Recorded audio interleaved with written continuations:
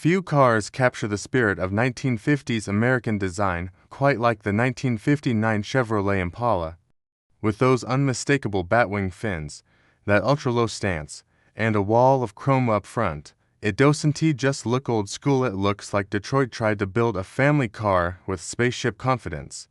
And the best part is, under all that style, the story full of clever fixes, unexpected compromises, and hidden quirks most people never notice. Today, we're recounting down 10 little-known facts about the 59 Impala details you might have missed even if you've admired this car 100 times. As we go, keep score. How many did you already know? And which one caught you off guard? Tell me in the comments at the end. Number 10. The steering wheel changed because people kept breaking the horn.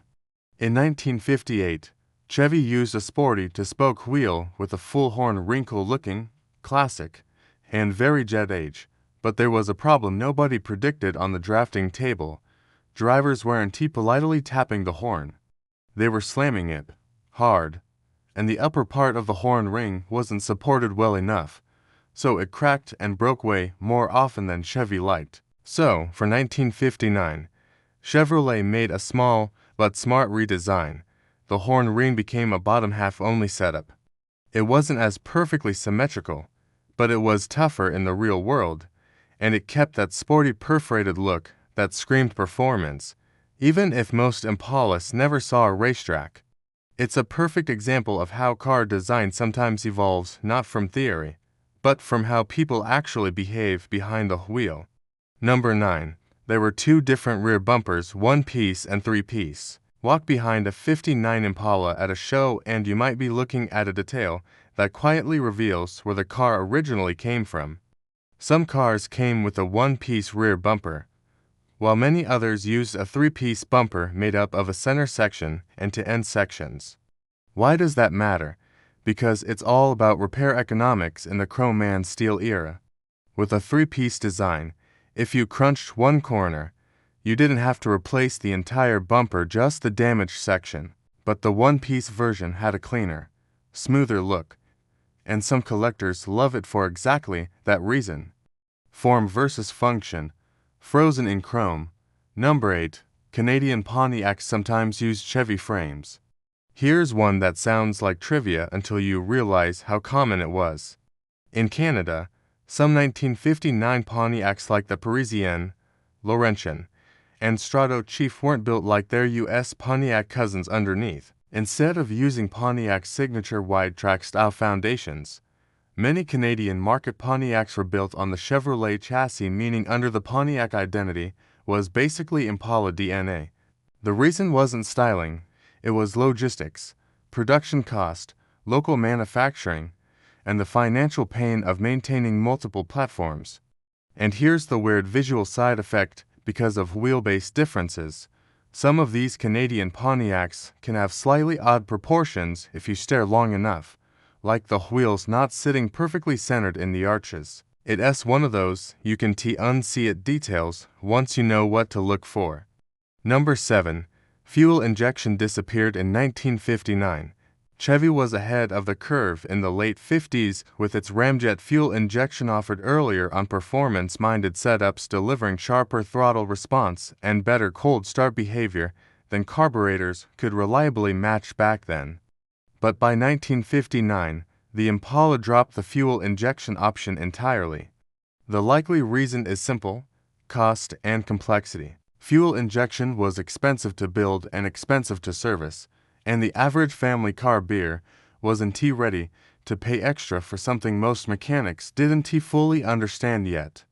So in 1959, it was back to carburetors across the board for Impala, still with strong engine options, but without that futuristic fueling experiment that was briefly years ahead of its time. Number 6. The roof vent that doesn't actually vent. If you've ever noticed that little roof extractor detail on a 59 Impala hardtop, you probably assumed it was functional. That was the original plan, part of a flow-through ventilation idea where air enters at the front, moves through the cabin, and exits out the roof. The problem is, real-world air flow didn't cooperate. The vent area ended up being a low-pressure zone in testing, which could cause air to move the wrong way. Instead of redesigning the system, Chevy did the practical production move. They sealed it. And just like that, a non-functional vent became a permanent design signature, one of the most classic examples of form winning over function in the era of jet age styling. Number 5. One of the lowest seating positions in full-size American cars. The '59 Impala doesn't just look low, it feels low when you sit in it. People often describe the seating position as surprisingly deep, like you're almost sitting on the floor with your legs stretched out, more sports car-like than you'd expect from a big full-size cruiser. This was tied directly to GM's lower, longer, wider design push in 1959 to get that sleek roofline and keep overall height down.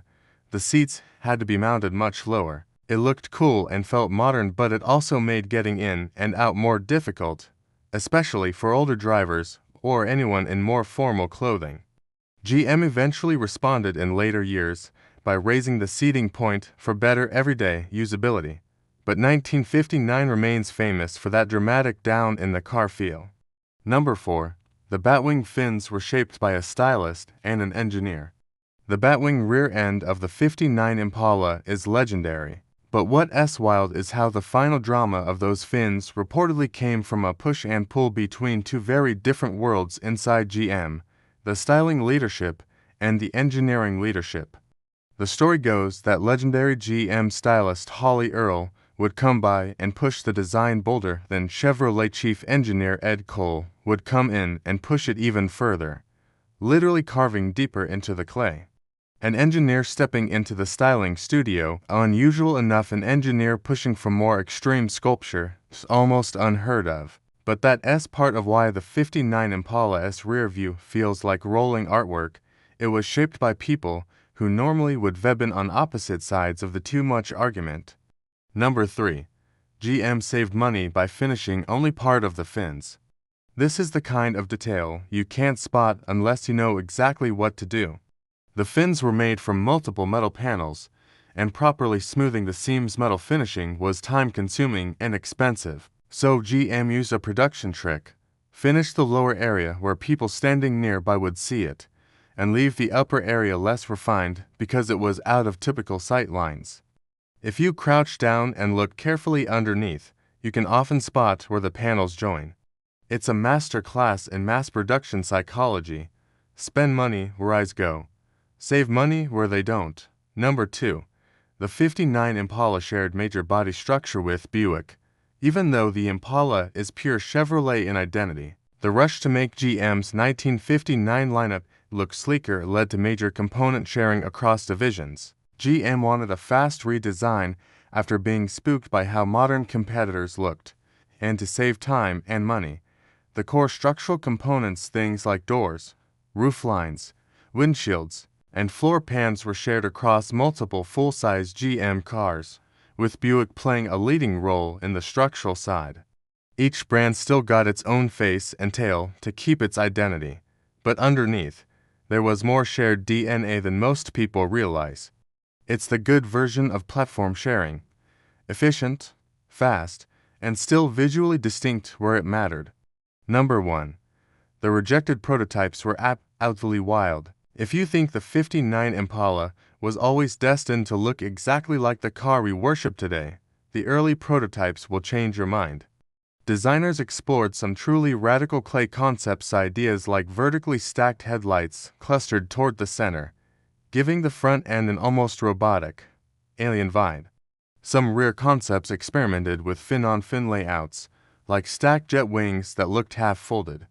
There were also experiments with heavier moldings, chunkier chrome arrangements, and tail light ideas that echoed earlier designs. And then, after all that exploration, they landed on the version that worked, the one that struck the perfect balance between futuristic and beautiful.